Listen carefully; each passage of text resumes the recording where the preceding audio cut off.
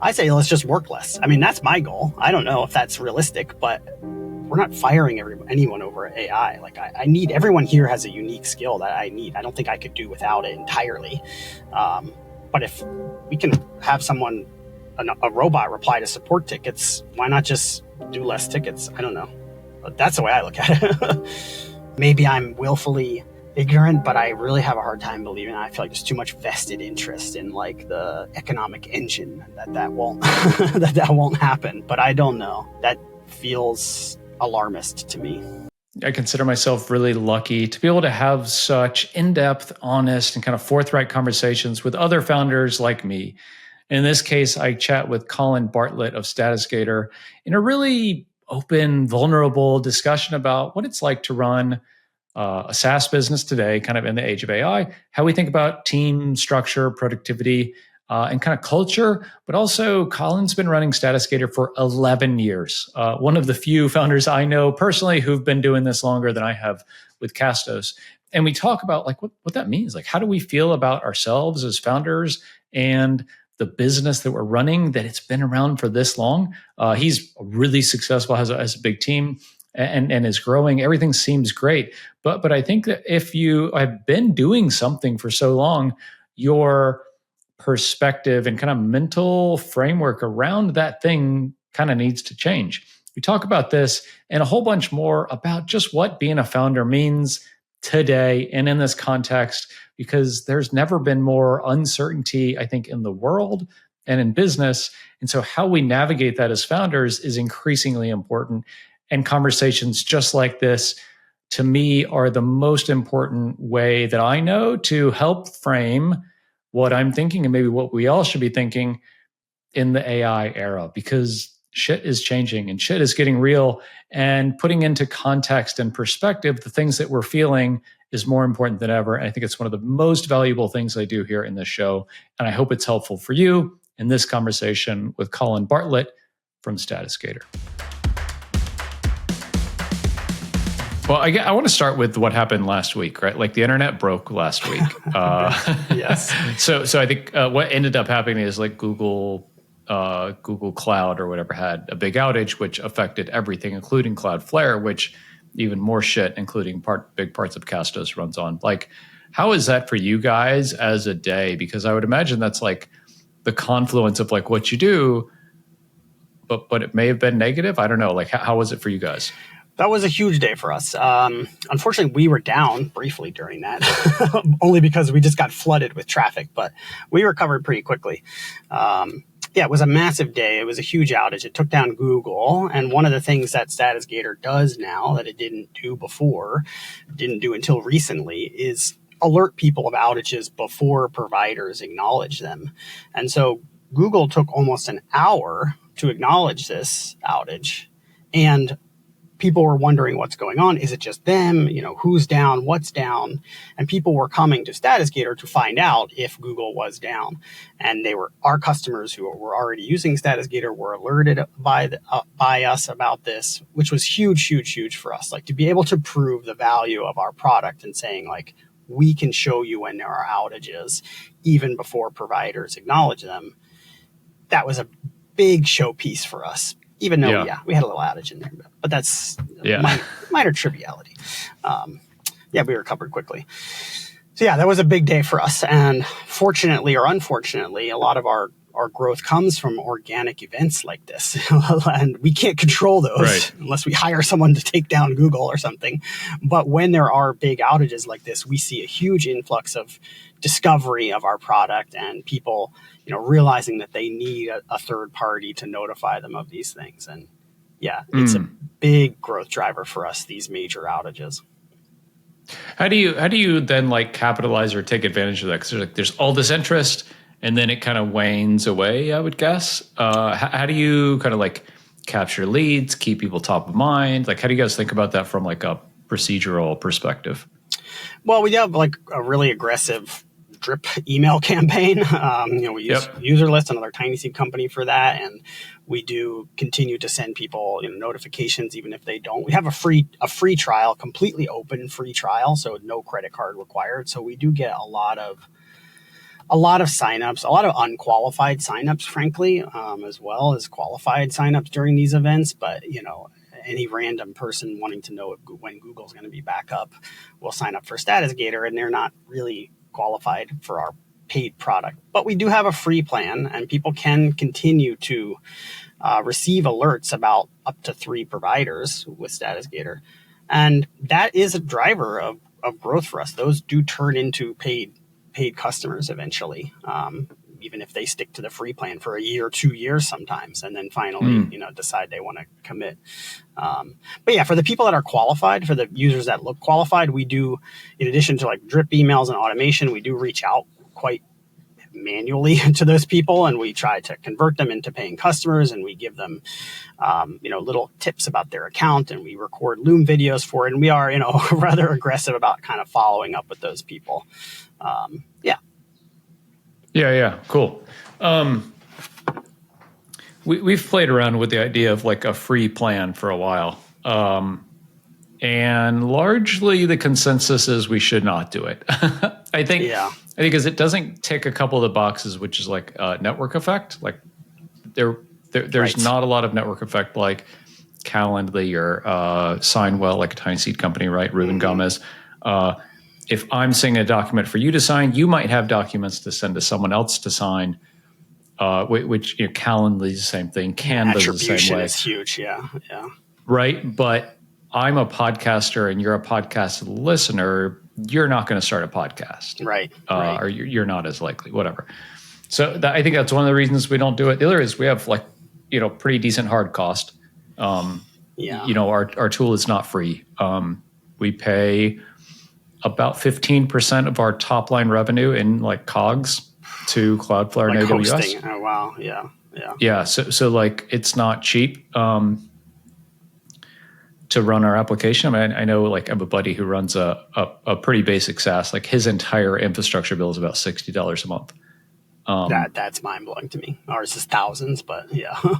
Yeah, I'm sure. You're in email, right? Like to send grid or whatever. Email, yeah, that's a big cost.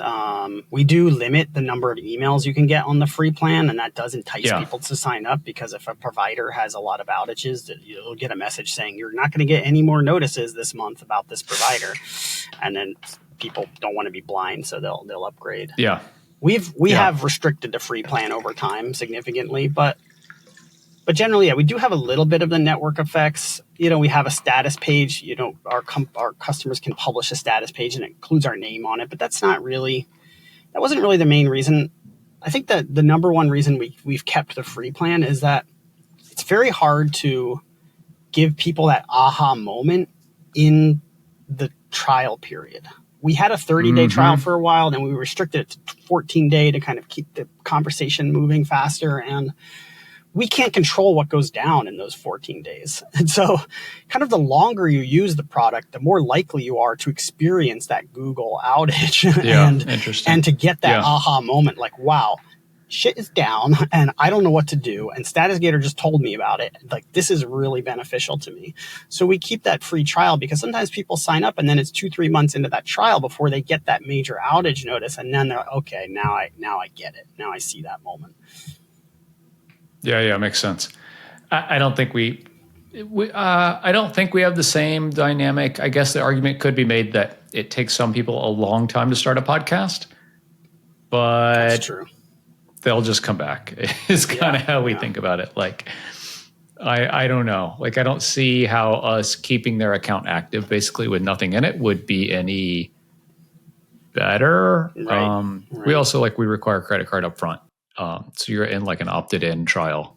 We've toyed with that, but we don't. Yeah, it's just different. I mean, we're a hosting company, like DigitalOcean or AWS or whatever. Like you got to pay up front, in a lot of cases. The other thing that we're trying to cultivate more recently, and I mentioned earlier that we didn't used to send notices about kind of unofficial outages. Like, we really only aggregated, or status aggregator, StatusGator, that's where the name came from. And so it was just official outages that we send you. But now we have, unfortunately, kind of like a two-sided marketplace to our product, where we need people to tell us about outages so that we can tell other people about those outages. And so if someone's on a free plan, in theory, they might report outages to us inside our product. And the more of those that we have, the better it is for our paying enterprise customers to know that more people are having the problem more than just you, right? It's another advantage of the free plan. Where is the business today? Like, I know you've been at this like a while, and it's one of the reasons that we're chatting is like, you've been 12 years? Yeah. So we're over $1 million in ARR, and we are 6 full-time people, just to give some semblance of where we're at. We've been around 11 years, believe it or not. The product's been around. It kind of blows my mind, honestly, that I've been every day, almost every single day of my life for the last 11 years, getting up and working on this thing at nights and weekends. And but it was very, very slow in the beginning. It was a very slow kind of side project of mine, just during having a full-time job and just kind of working on nights and weekends occasionally. Sometimes I did nothing on it for weeks and months on end. So I don't really count the first several years, but so we've been around a long time. So we've been around 8 years, almost 2 years before that with our productized service. So 10 years kind of all in. Our team actually got me a plaque thing, like a little trophy. If you're watching on YouTube, that was amazing. So our 10-year anniversary, I guess, was a couple months ago. I think a lot about this recently. I think with AI really has got me thinking about this a lot. Like, in one respect, like, what the fuck am I doing? Like, still, sitting here doing this when Sam Altman and those guys are out there changing the world. On one hand, on the other hand, I think amazing. Like, it pays the mortgage, and we have a similar number of team members, and it's a pretty stable business. Like, I guess I'm at this point where, like, I'm past the 7-year itch, right? That's like in marriage, it's like 7 years. You're like, got past that. I really respect my business a lot these days. That's interesting. Which is a weird thing to say, but there are times when I didn't. And I look at the trajectory modestly, I would say. Like, we're probably never going to be a $10 million company. We might be a $2 million company. We probably won't be a $5 million company. And so it's a weird like thing to accept, almost, is like, okay, you're not going to do that. I'm not going to exit for $20 million, but I could run this for 15 years and it'd be a really good business. That's kind of like where I am today. And then I think, like, I just balance that with, like, okay, what's the opportunity cost of that versus something else? And fucking, especially right now with, like, the risk of something else and the uncertainty in the market and how fast AI is changing everything. I guess my comments about, like, appreciating and respecting the business in some ways is higher because the risk of everything else is a lot higher too, I think. Yeah, everything changing so fast right now. It's really hard to know. Yeah, it's really hard to keep up with. There's so much uncertainty. Yeah. How do you look at it? Like, you've been doing this 11 years. Do you have times where you're like, I can't believe it. Am I going to do this another 11 years? We had Amar on the podcast recently, and like, he said something that really hit me. He was like, one of my superpowers is being content. That's interesting. Yeah, I'm not content for sure. I am, like, always like trying to get bigger and better, and it's hard to imagine sort of being happy with what I've got kind of situation. Not that I don't appreciate what I have, but, like, I do want to be bigger, but we don't, we have a business partner, and neither of us aspire to be like the massive, like, startup. That's why we didn't raise traditional VC money. We didn't even want to raise any money, but kind of happened into Tiny Seed, and no regrets there for sure. It's the right model for us. We would like to just keep growing this. Everyone says we'll never sell, and we don't have intention to sell right now, but maybe we would one day. It's more about just growing this into a lifestyle business. Sorry to be used the pejorative, but like maybe working less than we do now and then making more money. That's kind of the goal. So we just keep growing it. Unfortunately, fortunately or unfortunately, depending on how you look at it, there's never really been a major like hockey stick like growth trajectory with us. It's just been slow and steady growth for literally 10 years. Much stronger now than it was in the early years. We're adding $50 of MRR every month in the early years. Now we're adding thousands every month. So that's great. But it's not like we made some massive change and some huge trajectory course change. We just keep making little tweaks, little experiments, little differences, pivoting slightly, and just keep growing. And I think we've fallen into some contentment with that arrangement. I think like I don't nearly need to have some massive growth changer. I don't need to raise another round in order to like try to up the ante. We'll just keep cranking at it and just keep growing and hopefully taking more money out of the business as we grow. Yeah. Yeah. How do you guys think about profit? Because I think the conventional wisdom is like, until you get to 2 million a year, a SaaS business shouldn't be profitable because you want to reinvest everything into growth. To me, early, 100% true. Mm-hmm. Longer, I kind of have this philosophy that the longer I'm in the business, the more I need to get paid because my kind of opportunity cost of staying is higher. To where we have been transitioning the business from not profitable to break even to slightly profitable to more profitable. Do you look at it the same way? Are you still like we're trying to do the same thing basically. For years we both had jobs and we both worked on it on the side basically. And then when we took tiny seed money, we went kind of all in, so to speak. Right now we're paying ourselves enough to survive, but my partner and I both live in high cost of living areas, both have families, both have spouses that are dependent on us. So we need to take more money out of the business, and it's kind of time to do that, right? We've invested a lot back in for a long time and we're kind of over that now. So, we're definitely aiming to get more profitable. We sort of operate on the edge of profitability as it stands now. As this happens, you think you're going to have a big chunk and then you get some big expense or you get some churn. And then, so we kind of operate on this edge right now. We massively upped our infrastructure costs during that Google outage because we just got slammed with traffic and needed to increase our database size. So that was another setback recently. But, the trajectory is we just keep grinding, just keep growing, and we will have more profits to pull out over the next 6 months, a year. So I feel pretty confident that we're in that place, and we don't want to hire more people. I think we've got a great team. I think we could get a lot more out of what we have already. So we're in a very similar position to you. It's time basically. I think it might be helpful for folk. Well, I think I want to underscore one thing, and then I want to hear kind of what your team looks like. I'm going to say something negative, which is like everyone thinks SaaS is such a great business model.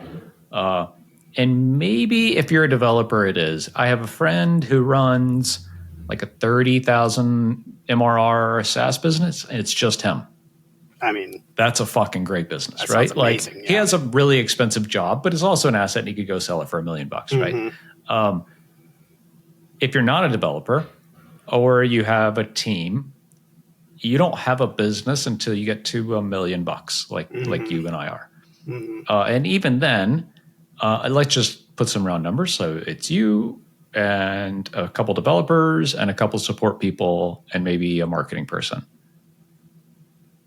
If you're doing $80,000 a month, that's, and you have a fucking $9,000 Cloudflare bill like I do, that's all of your money. Yeah, exactly. It really, once you start adding the people that are necessary to keep a business of any size running, then suddenly the baseline is not as low as you think it is. Totally. Yeah. I mean, we are also trying not to build a business where we work people to death. Therefore, we probably don't get as much out of ourselves and our team as we could, but we're okay with that. We have some onshore and some offshore people, but we don't pay like the most massive salary. I'm certainly not paying Meta or Google salaries, but like we pay enough that people can survive, and we don't ask for a ton in return. And I think we're kind of okay with that. Now, it does mean that we, don't have a massive profit to pull out. And I think we've come to terms with that. But I think I'd just rather build this kind of business than a business where everyone gets worked to death and tries to grow a thing that goes to 10 million and sells it or not. And that's not my style. I don't know. Yeah. We're the same. Yeah. Like our Slack is like a ghost town most days. And I'm like, that's cool. I assume you're doing your thing and that's cool. Yep. And as long as support tickets are answered and, features are making progress, I'm working on marketing stuff. Like I don't need a whole bunch of drama. I'll share what our team structure is like. I'd love to hear yours. So sure. We are 2 full-time full stack developers, 1 kind of part-time person for our WordPress plugin. We have head of product who's like design, and then we have 2 full-time customer support folks, plus me. Nice. That's a good mix. Yeah. We have myself and my partner, and we're both technical people. Andy is very more back end, and I'm also back end, but he's a sort of more infrastructure type stuff. So we both write code still all the time, but we also do a lot of other stuff too. So it's hard to describe what we do. Right now, he's doing a lot of SOC 2 stuff, bless him, and I'm doing a lot of marketing and sales crap. And then we have 2 full-time developers. One is really focused on back end, and one is really focused on front end. So there's sort of 4 technical developer type people. And then we have a full-time kind of customer care, customer success, support, whatever you want to call it, jack of all trades. He was our very first hire. And then we have a full-time designer. We call her designer, but she's way, way better than just a designer.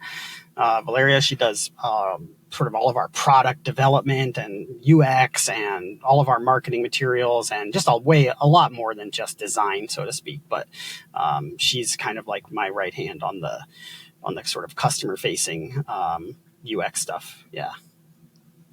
So that's 6 of us. And then we have a marketing guy we worked with for a long time who's not really an official member of our team, but is a part-time. And we kind of consider him like very close to our team. And he does mostly SEO and content stuff for us, but all kinds of marketing in general. Well, you are, this episode is the precursor to a mini series about AI SEO. What's the term we're using for this? I've heard different terms for it. I've heard that. Answer AI, engine optimization. Yes, I've heard that one now recently. I just call them the LLMs. But yeah. And amazingly, all 3 of the recordings are today. Oh, wow. I'm talking to you. I had one this morning, and I have another one literally right after this, which is just a freak of timing. But I'm on vacation next week, so that's just how it is. But big source of change, yeah. Yeah. So, okay, I have a question for you because this is so I do advising for Tiny Seed. I was at the kickoff event in San Diego a month and a half ago, and got to talking to one of the new batch founders.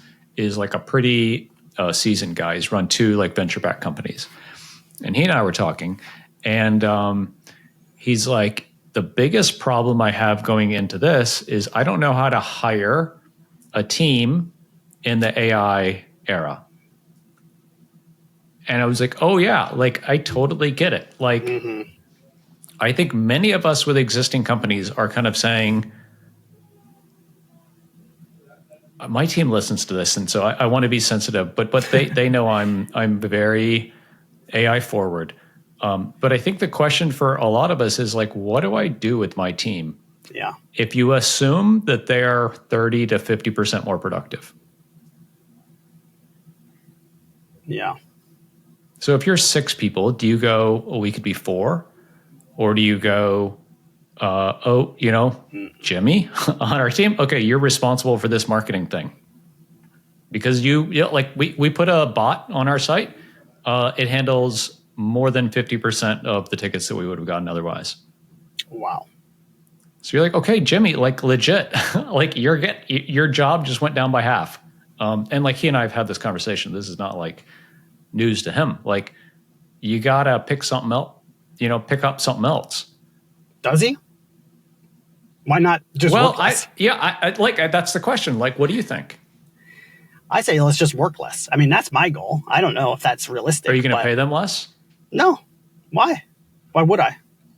If we can keep growing, if we can grow at the same pace and maybe even grow faster with the help of AI, why wouldn't we just work less? That's the way I look at it.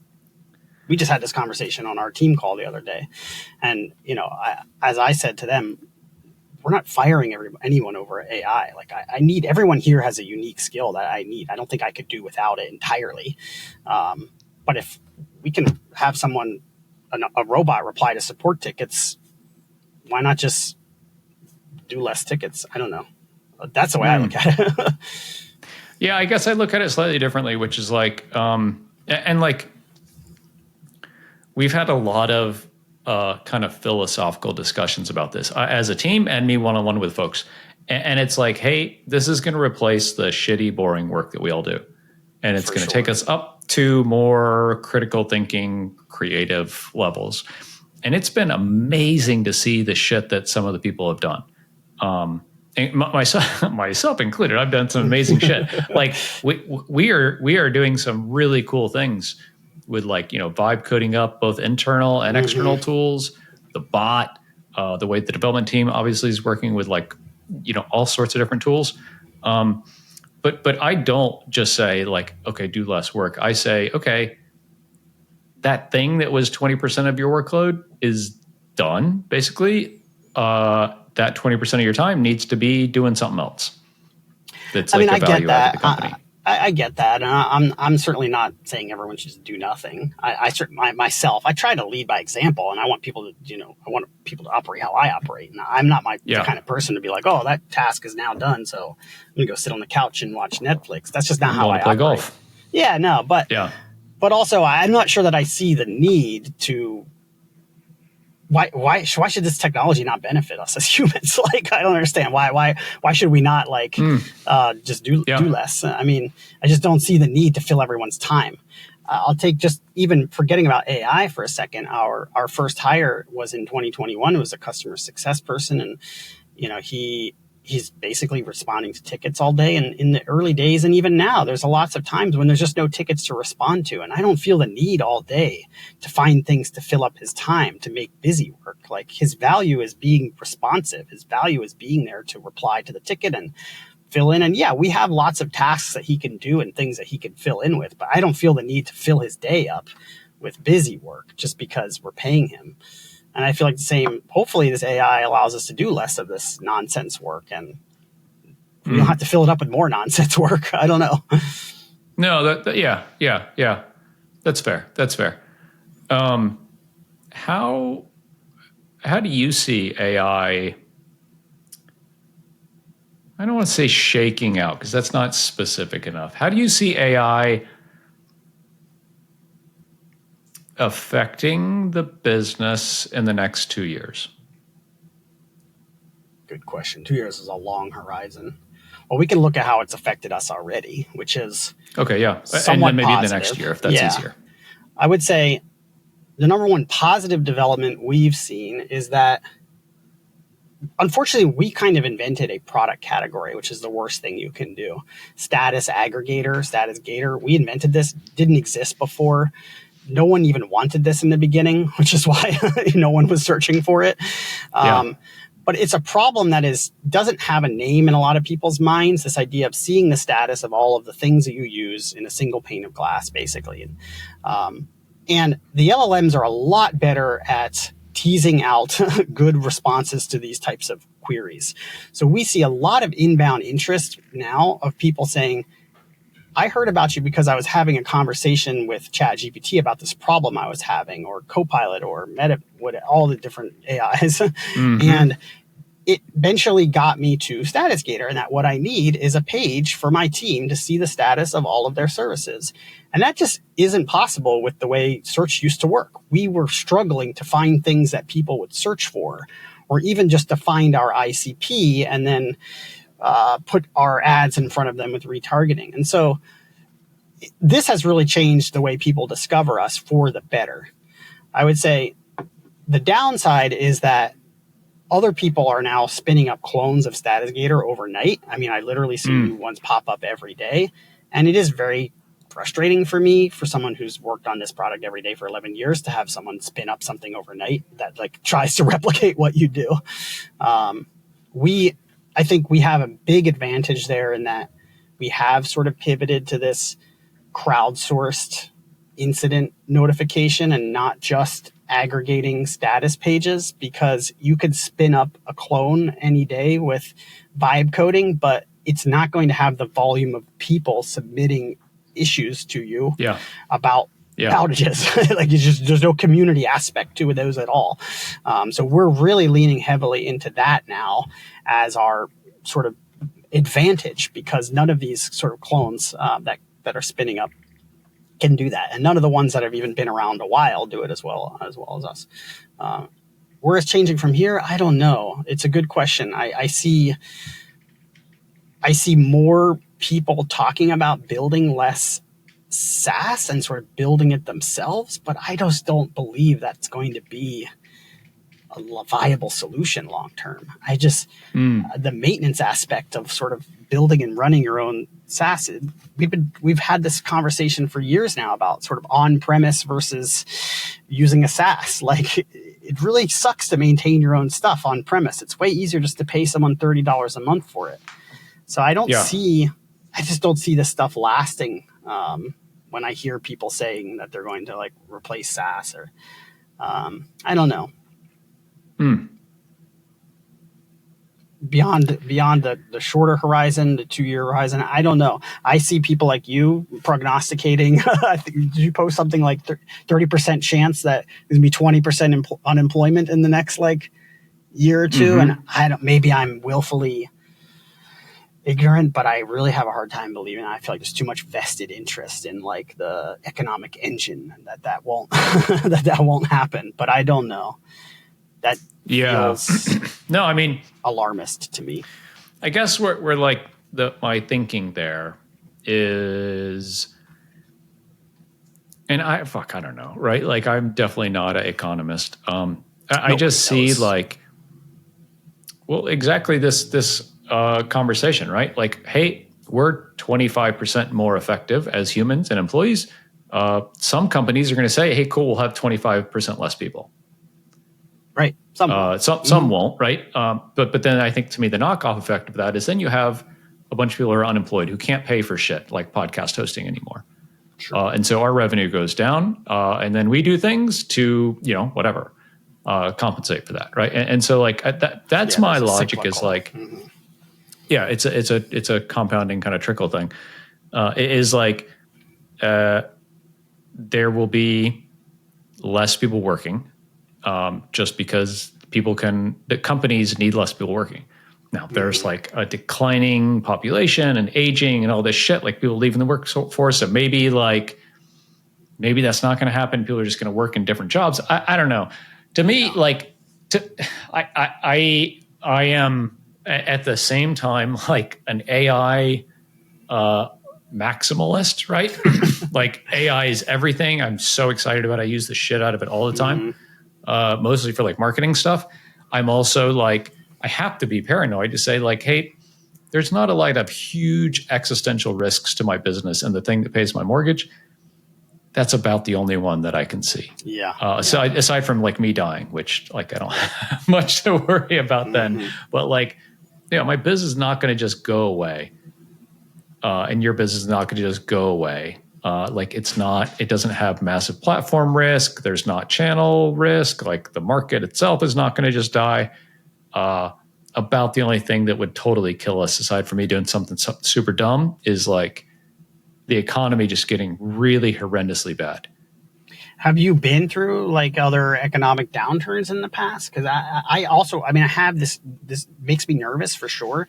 But when I always think back to it, every business that I've ever had has grown in every economic downturn.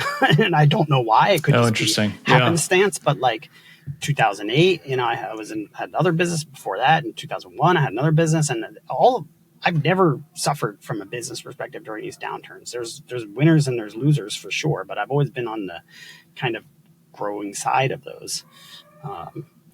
Sorry, would people migrate from like a more expensive podcast platform to yours during an economic downturn? Could that be an advantage for you? Maybe, yeah. And we're already kind of towards the higher end of the market. But yeah, we would pivot if like that became a real thing. Like maybe we would try free, maybe we would try a really cheap plan. Where I think we're aware enough. As like getting back to the conversation of like you've been doing it 11 years. How do you guys think about like staying like fresh, like in the business, in the market? Like it's easy. I'll say this for myself. Like it's easy to be like, I've been fucking doing this for 10 years. Like I know my customer, I know this, I know the market. And sure enough, like I don't anymore. Like I'm not our ICP anymore. I'm not as hip with all the new stuff in podcasting as maybe I used to be because I more enjoy running a business than being a podcaster. Like, I don't know. How do you stay fresh after being in the business for a while? I think we've been around a while, but we've reinvented or evolved quite a lot over those years. And I think getting back to we mentioned inventing your own market. And I think very early on, we realized that was a mistake and that we needed to kind of position ourselves as something people understood. And so we did at one point try to pivot ourselves more towards being a status page provider. There are status page companies. Atlassian status page is the big one. They sort of invented it. And there are many others now. And we tried to position ourselves as one of those. And I think that took 2 or 3 years basically to do that, kind of reposition that. And then I think by the time we did that, the market kind of caught up with us and people were sort of asking for the thing that we actually were, which is a status page aggregator and more of an alerting system or like a down detector for teams, kind of people sometimes call it. So then we've had to kind of pivot again or migrate again or evolve again into that. And every single time, these evolutions aren't quick because we're a small team and we just kind of keep evolving with the market. We've evolved our marketing materials and our sort of acquisition channels each time. And we're still sort of evolving now. Now we're evolving again based on this kind of early warning signal, these sort of unofficial outages.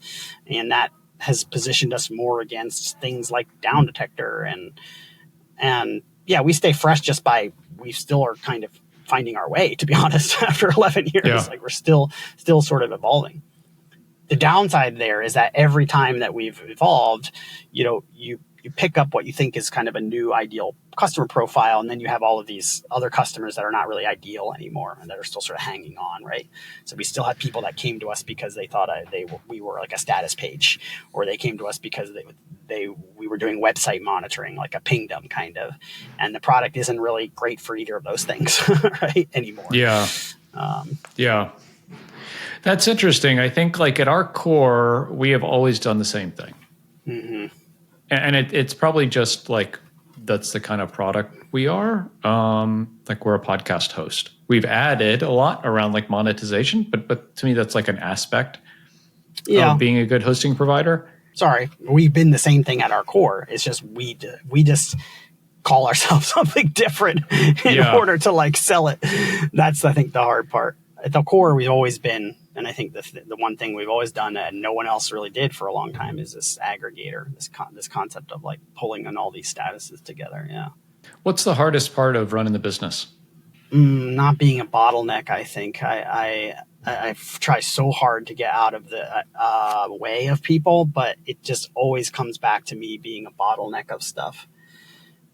I do try really hard to not be somebody that has to like see or approve everything that goes through, but somehow it's really hard to let go of that kind of stuff. It's really hard. Yeah. So I'm going on vacation next week, and told the team like literally, unless the whole thing is going to burn down, don't don't message me. Yeah.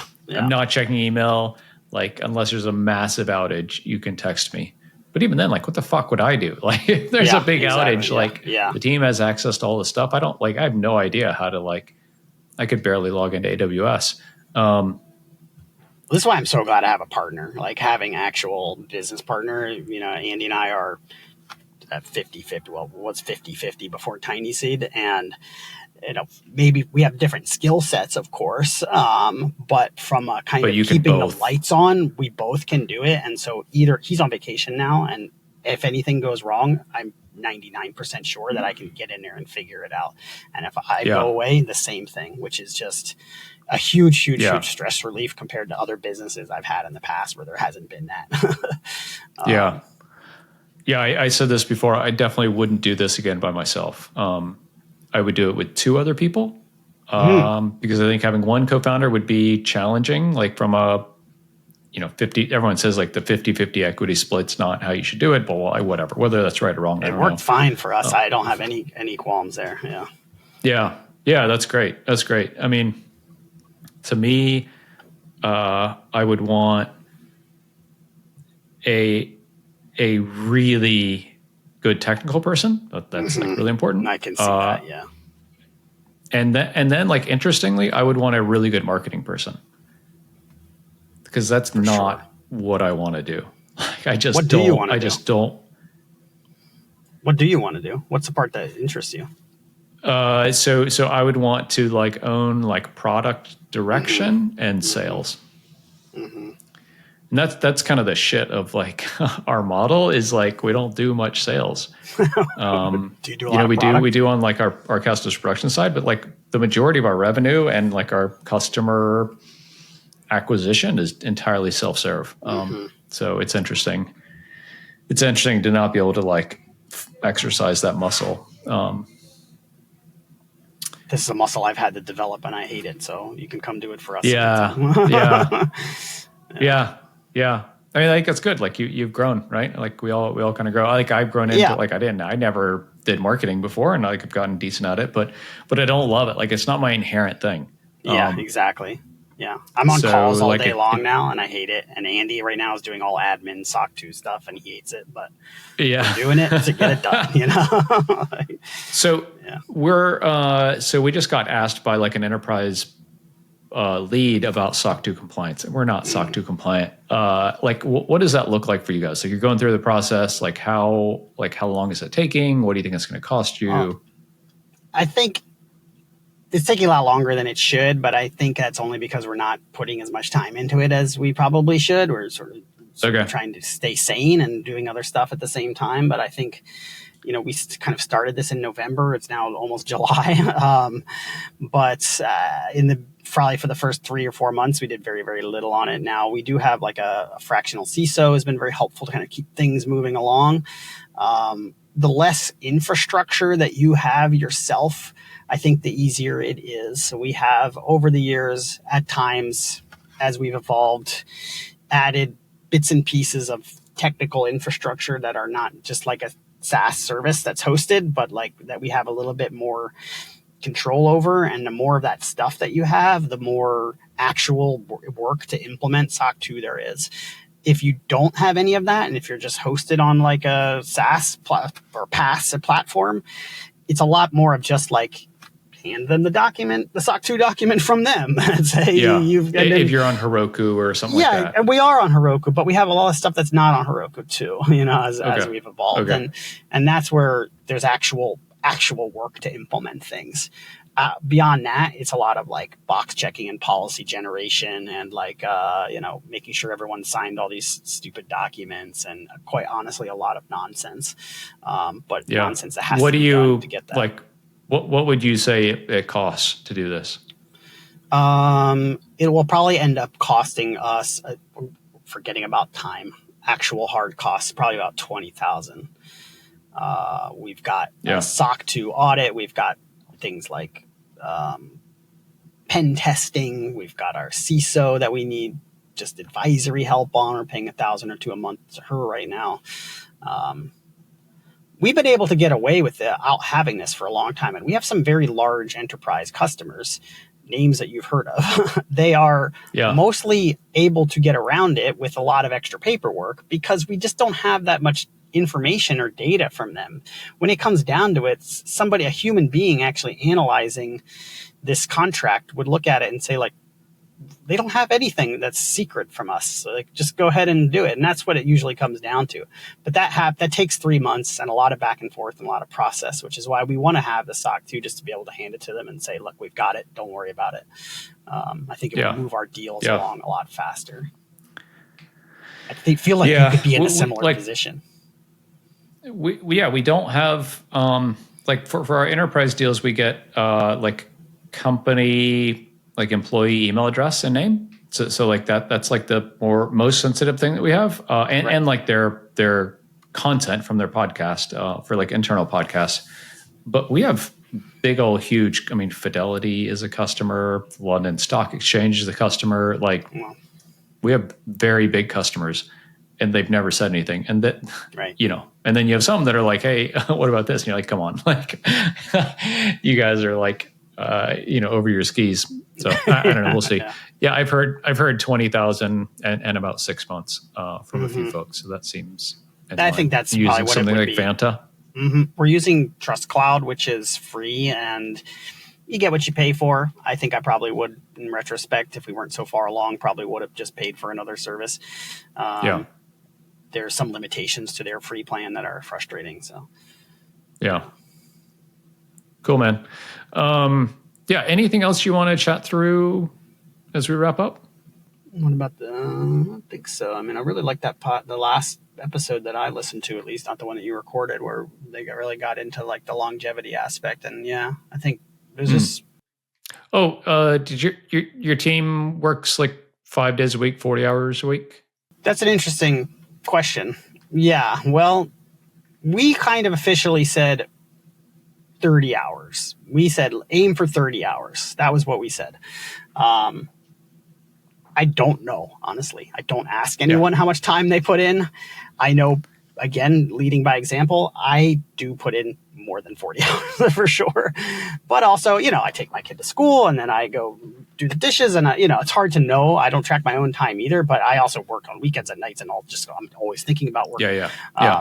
But for the rest of the team, we officially kind of said it would be a 30 hour. We say aim for 30 hours. Again, like our customer success guy, he probably is at the computer 20 hours a day. He's always responding to tickets. Yet how many hours is he actually responding to tickets? I don't know. We would really like to not be a 40-hour a week company. That's what we aspire to. Whether that's actually happening, I don't know, to be honest. So we don't have an official policy around this, but I would suspect it's something similar. I think that the team probably, hopefully, feels empowered to not have to monitor their time. Like that's really important, right? I don't say be there at 8 and leave at 4. I don't see messages from many of them, like most days, which like I'm totally fine with. Like being on Slack does not mean working. We have one person who works 4 days a week by design, but I still think they mostly get almost 40 hours because they work like a madman the 4 days a week they work. I just think it's interesting because like this concept of like, I don't really care how much time you work as long as you're doing good work is kind of counter to what a lot of business leaders, especially with in-person teams, would say. Oh, sure. And honestly, I don't know if that's good or bad. I don't know either. I think there is a tendency to say people aren't valuable unless they're clocking in and clocking out. And I completely think that's wrong. I think that the perfect example is the customer success person. Their value is responding fast, and they do not have to be doing that, responding fast all day long. They could be available to respond fast, and that's their value, right? But the same thing comes for pretty much anyone on our team. Even when it comes down to engineering, we do a lot of, unfortunately, interruptive engineering work because we're integrating with 6,000 different services. And that is a lot of work. This is the work we hope AI replaces. But that is a lot of work that has to be done pretty quickly, something that I don't think our competitors do. And so the value for that engineer is being responsive to that, not necessarily day or night, but reacting to that. And they don't have to be punching the clock and filling up their 40 hours a week all the rest of the time in order to be of value to us. Yeah. Yeah. No, totally get it. Totally get it. We're very asynchronous, and we have very few meetings. We try to be very asynchronous. We're distributed. Some of us are here on the East Coast. Some of us are on the West Coast. We have one in South America. We have two in Europe. We're really all over, which makes it challenging to be a kind of, synchronous team, of course. Cohesive. Yeah. Yeah, cohesive. But we like it that way. Means people can work when they want to, and we sort of design it that way. Yeah. Mm-hmm. I think that's the key, is like people should be able to work when and how they want to, so they're most productive, because then they don't need to work 40 hours to get the thing, exactly. like the unit of work out. That's kind of how we look at it. And we have a company holidays. We have standard official American holidays, and because also we're not all in America, I say take whatever you want. If you want to work on July 4th because that's on a holiday in Spain, go ahead, and then take a different day off, and that works great for us. Honestly, everyone sort of works when they want to. Obviously, there's challenges there. We do have to have synchronous meetings occasionally. We have one per week, basically, one team meeting per week with everyone, and then we try to have one meeting per week, like kind of one-on-one with myself and my partner and each individual person. But that's it. And yeah, there are challenges to that for sure. We have an issue now of sort of how long things take to go through review cycles between different members of our team, because it's 24 hours sometimes till someone can respond to that. But we're working through that and improving that. Yeah. But to me, it's less about punching the clock and more about, are you getting things done? So we try to say aim for 30 hours. Yeah. We have almost the exact same team structure or meeting setup. So we have all hands Monday at 10 o'clock. I have one-on-ones with everyone every other week. That probably is moving to monthly. And then we do this thing called co-working on Thursdays, where it's just get on and just hang out. There's no agenda. You can talk about work, you can talk about travel, you can talk about whatever. It's just like it's a coffee time. And it's optional. Like you can come or you cannot. I would like to do more occasional in-person events, like a once a year thing, but that's very difficult with our team specifically. We have people who can't leave the country they're in. We have people who can't come to the country that other of us are in. It was very difficult logistically. And it's expensive. Our last one we did 2 years ago is about $25,000. It's tough. We'll talk about staying profitable. A lot of those events, and you will not be profitable. Exactly. All right, buddy. Well, it's good to chat. Thank you for coming on. Folks want to check out StatusGator.com. Where's the best place to connect with you? StatusGator.com LinkedIn. Or LinkedIn. It's the only social media I have. LinkedIn. Find me, Colin Bartlett. Cool. Awesome, buddy. I appreciate it. Thanks you. Yep. Take care. Yep. Peace, man.